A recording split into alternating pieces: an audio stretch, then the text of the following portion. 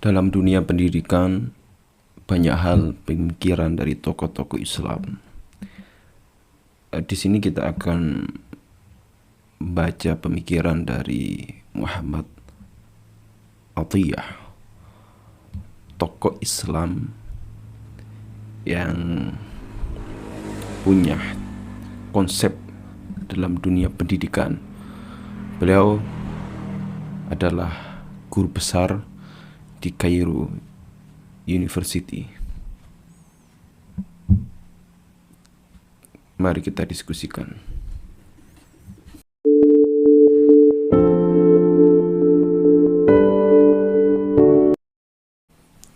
Dalam memahami dunia pendidikan, ada hal-hal yang baru yang perlu kita masukkan.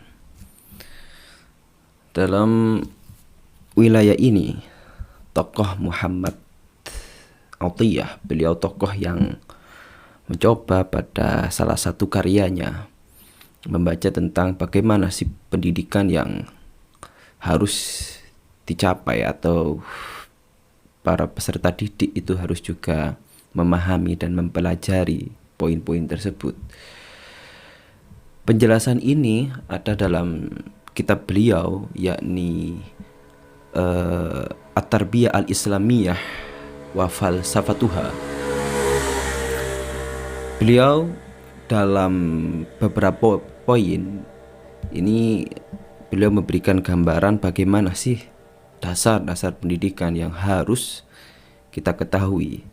Dalam kitab beliau mencapai ada 10 hal yang harus diketahui baik seorang pendidik maupun muridnya tersebut kan dalam dunia pendidikan ini. Dari beliau Muhammad Atiyah, poin yang pertama, biar kita dapatkan poin tersebut, tidak ada pembatasan atas umur.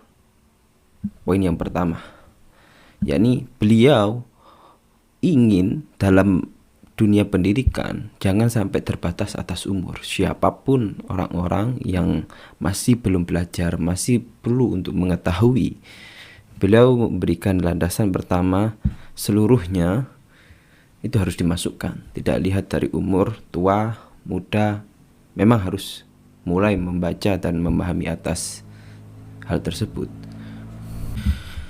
Dan yang kedua dari beliau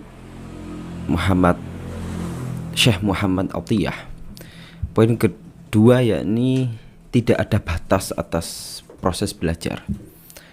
Jadi seorang murid itu tidak dikatakan selesai, dia itu setelah wisuda atau setelah lulus tidak ada mendapatkan ijazah atau tidak. Maka pemahaman di sini kan beliau tidak terkuak pada hal wilayah formalitas. Pembelajaran atas dunia belajar ini jangan terkotakkan atas waktu kan, secara formal, harus terus menerus. Kalau bahasa kita kan utlubul ilma minal mahdi ilal lahdi, sampai selesai nanti kita kembali pada ilahi rabbi kan, begitu. Dan selanjutnya beliau menambahkan yang nomor 3, poin nomor 3, pendidikan atau tarbiyah ini, karena di kitab beliau itu tidak diperkenankan untuk 2 pelajaran dalam satu waktu, dalam satu tema, dalam satu forum. Tidak boleh 2 pelajaran, harus 1. Maksudnya bagaimana? Maksudnya agar terfokuskan pada satu hal, yang anak itu harus fokus lebih karena perlu energi lebih dan kefokusan. Maka kalau sampai ada 2 dalam satu, misalnya jam itu ada 2, itu akan mengganggu dan menimbulkan kejumutan dan kecapean. Itu poin yang nomor 3. Dan yang nomor keempat, yakni berbedanya cara dari seorang guru atas murid. Maksudnya bagaimana? Guru harus tahu psikologi seorang anak. Guru harus tahu bagaimana keadaan anak dalam kondisi anak. Jikalau kondisi misalnya anak itu lagi marah, maka kan harus menguasai dari psikologi anak. Kan ada yang anak yang mempunyai psikologi jiwa yang pendiam, atau satunya periang. Itu seorang guru harus tahu, dalam artian tahu bagaimana psikologi anak, karena cara itu menepati pada setiap individu anak itu. Dan yang nomor kelima, Muhammad Atiyah ini, beliau ingin kepada seluruh guru itu memberikan suatu contoh yang sifatnya panca indera. Maksudnya punya penjelasan yang basisnya indera bisa menggunakan. Tidak hanya indera mata, tapi pendengaran, istilahnya mungkin tidak hanya logika. Kan ada namanya psikomotori kan, misalnya anak memahami dengan 1 tambah 1 berapa. Jadi berikan indera, 1 benda ini dengan benda ini, 1 tambah 1 ini berapa, ada 2. Itu menjadi suatu gambaran panca indera yang harus dipahami pula untuk bisa menambah bagaimana murid itu bisa mudah untuk memahami atas ilmu yang harus pula dengan suatu panca indera. Dan selanjutnya poin yang nomor 6, Muhammad Atiyah ini perlu seorang guru memperhatikan atau memahami kecenderungan anak, kecenderungan dari peserta didik. Artinya setiap individu mempunyai kecenderungan sendiri, pola dalam belajarnya si anak itu inginnya itu santai-santai atau polanya itu memang perlu ada faktor eksternal yang dibangun, misalnya butuh orang tua untuk bisa mendorong dia. Mungkin juga pembawaan perlu diberikan punishment atau reward, kan itu menjadi pola yang tokoh Muhammad Atiyah ini menambahkan. Dan selanjutnya yakni nomor 7, dunia pendidikan ini juga harus mengetahui atas ilmu bahasa Arab. Maka pendidikan awal itu harus memberikan pelajaran tentang ilmu bahasa Arab. Beliau memberikan gambaran itu. Setelah itu baru pendidikan tentang ilmu Al-Quran, bagaimana baca Al-Quran. Loh, kenapa? Mungkin beliau menggambarkan ilmu itu terpusat pada nilai pendidikan Islam, itu ya harus mengetahui tentang bahasa Arab kan, karena hal itu menunjukkan atas ilmu Islam yang diutamakan. Karena inna anzalna Qur'ana Arabiyyan la'allakum ta'qilun. Artinya harus tahu tentang lughah yang itu memang mempunyai ciri khas atas Islam.